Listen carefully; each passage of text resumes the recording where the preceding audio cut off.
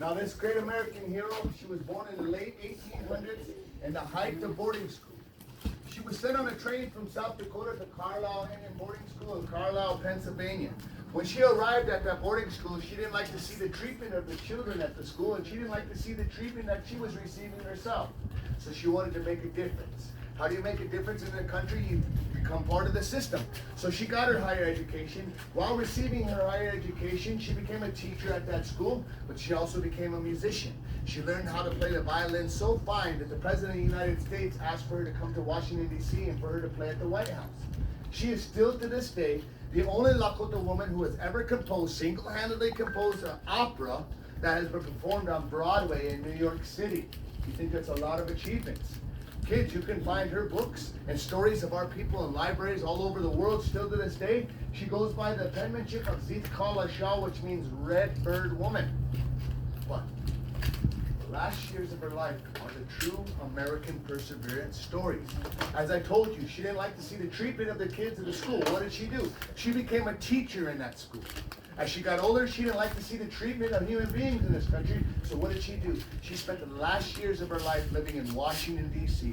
She was fighting for two groups to have civil rights. A lot of Americans are unfamiliar of this fact, but a lot of my grandparents, and maybe some of your grandparents, and you don't know, were not even citizens of the United States until 1924. So that goes to show, if you were here earlier, I was singing you a song that was composed after World War I. To explain that a lot of those soldiers who were native were not even citizens of the United States, but fought just as hard and just as proud for our country. Now, who else got the right to vote in the 1920s? Huh? Women? What was that, guys? Women did, right? And I told you earlier, I do a lot of international travels, and I can tell you that there's a lot of countries around the world still to this day where women have no rights at all. And let's be honest, with a lot of effort and a lot of movement, and marching and protesting, finally, in the 1960s, all women got the right to vote. One of those champion women who were fighting for that fight was a Lakota woman from right here in South Dakota. And she was very good friends with Susan B. Anthony, but you won't see her picture in the history books too much. But she was definitely there. That great American hero and that tribal citizen, her name in Lakota is Zitkala Shah, which means Redbird Woman. In English, her name is Gertrude Simmons Bonnet. And she is truly an American hero and a tribal citizen. And if you want to learn about her life, again, you can find her books and her publications. But if you go out to Washington, D.C., you can also find her grave because she is buried at Arlington Cemetery. She spent the rest of the years of her life ensuring that all human beings had civil rights in this country. So again, when we think about where we come from, we got to think about who's established a lot of this work and went through the trials and tribulations for us to be here to this day. And she would tell you not only does she represent her nation, but she represents all women, and no man can hold her back. One thing she would want you to know is that a lot of things that's been manipulated in the history books and what's been entitled to us is this name Sioux. When you walked up, you seen the sign that said Lakota, Nakota, Dakota. It did not say Sioux Indian Village. Masu Shni, I am not a Sioux. Sioux is a derogatory term that's been used for way too long. Sioux comes from two different languages, of the Anishinaabe tribe of the Great Lakes, and then it was pluralized by the French. The Anishinaabe interpreter was speaking of his own opinion at the time, because keep in mind, I have friends who are Anishinaabe, and he's speaking of his own opinion at the time. He tells his French interpreter, who are those people over there? He tells them they are Nadawasi. Nadawasi in Anishinaabe means snakes and enemies. The French interpreter pluralized that word by adding an O-U-X. Nadawasi went down to Nadawasu, which again means snakes and enemies. Malakota, Nakota, and Dakota, which means friends and allies. See the big difference in those terminologies? And see the contradiction in the history books when they say this individual is a Lakota Sioux? You're telling me that he's an alliance of friends, of snakes and enemies.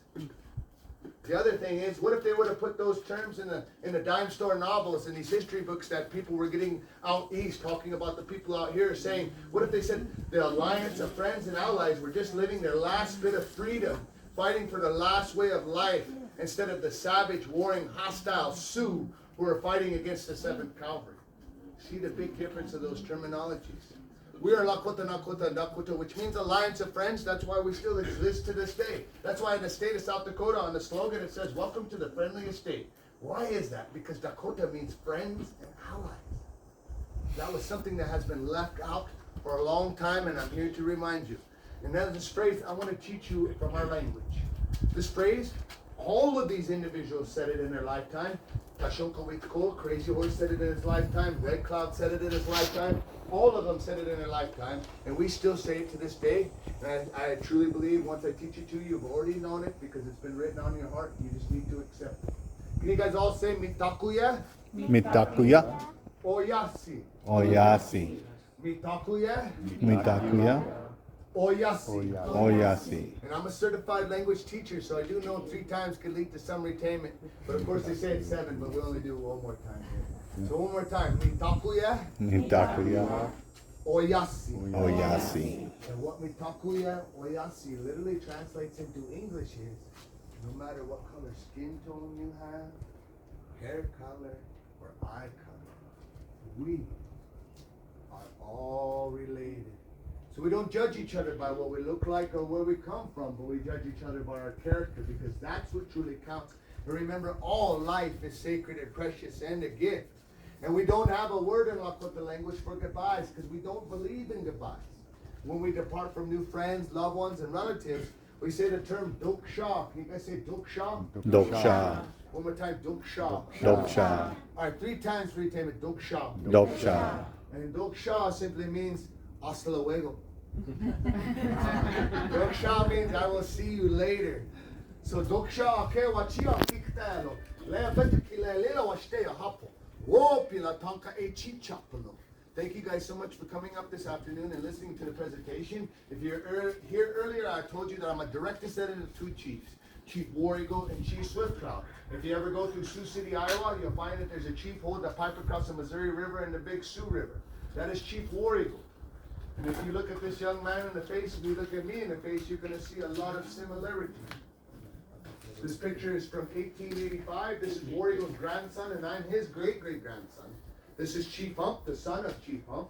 This is my grandfather. His Lakota name is Good Voice.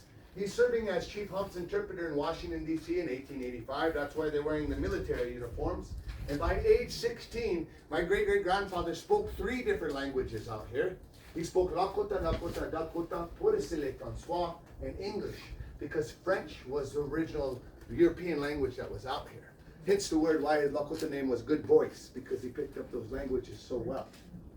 So, both Chief Hump and my great-grandfather are both related to Tashunka Witko, the Crazy Horse. So this is one grandfather's side, from War Eagle's side. I also told you I am a direct descendant of Swift Cloud. Swift Cloud was with 2 moons, Sitting Bull, Crazy Horse, Gull, Rain in the Face, Antelope, Black Coal, all up in this camp called the Greasy Grass during the time of the Battle of the Bighorn. But they're going to tell you in the history books there was thousands and thousands of warriors that engulfed Custer in the 7th Cavalry on that day. I'm going to tell you that's physically impossible. Why? Because there was a treaty that was signed 8 years prior to that called the 1868 Fort Laramie Treaty. Within that treaty, that established 2 agencies, Red Cloud Agency and Spotted Tail Agency. So by that time, thousands and thousands of our people were already on agency land. The group that were up there at the Greasy Grass were only about 3,500. They were made up of Lakota, Nakota, Dakota, Cheyenne, and Arapaho. And within those 3,500, only 1,500 of them were warriors. And they were both male and female. The other 2,000 that were in that camp were mothers, aunties, grandmothers, grandfathers, and children.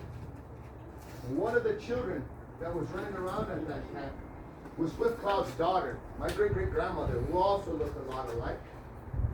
And her name is Hilutawi, which means red-haired girl. As you can see, she spent a lot of time in open plains, and the sun had bleached the top of her hair to make it reddish. She was 9 years old at the time of that battle, and she lived to be 102. Okay? So if you're curious about where I share my language, my knowledge, and my history, and my culture from, it comes directly from my grandmothers and my grandfathers. And this over here, if you could see, this is a side of chiefs and representations of people who signed no treaties. And then you can see over here, this is a group and a representation of people who have signed treaties.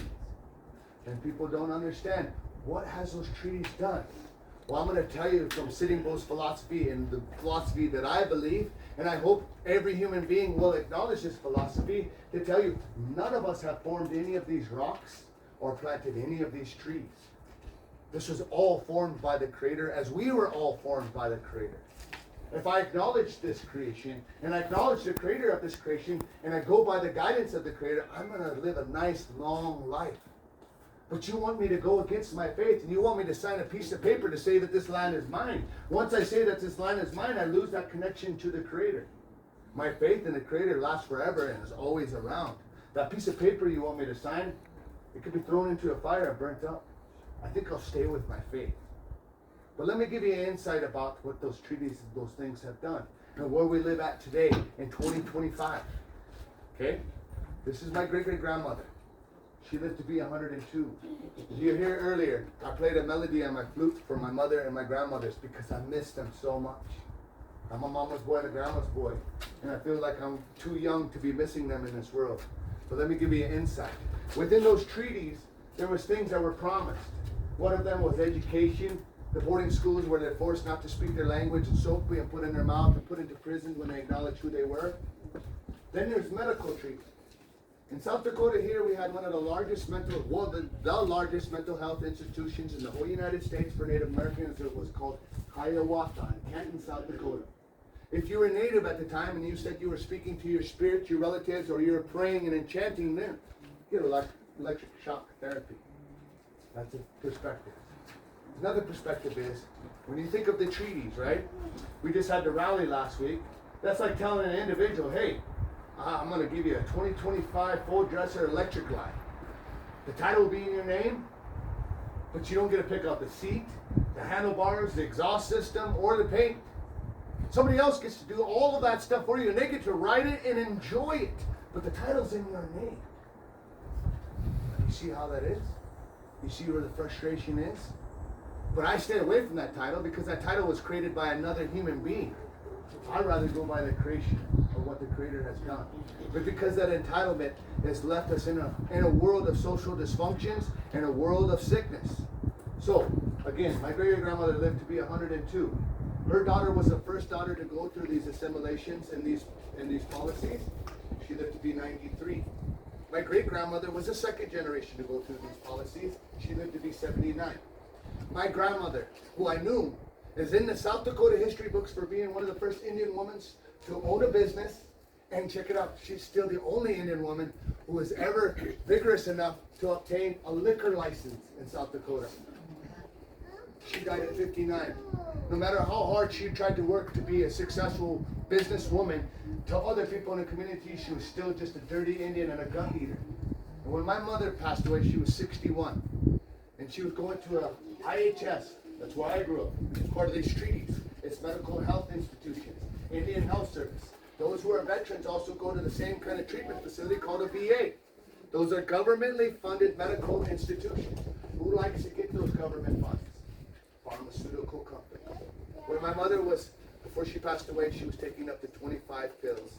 And the doctors were wondering why her kidneys were giving out. My great-grandmother took no pills and only lived off the medicines that the Creator had provided us. And she lived to be 102.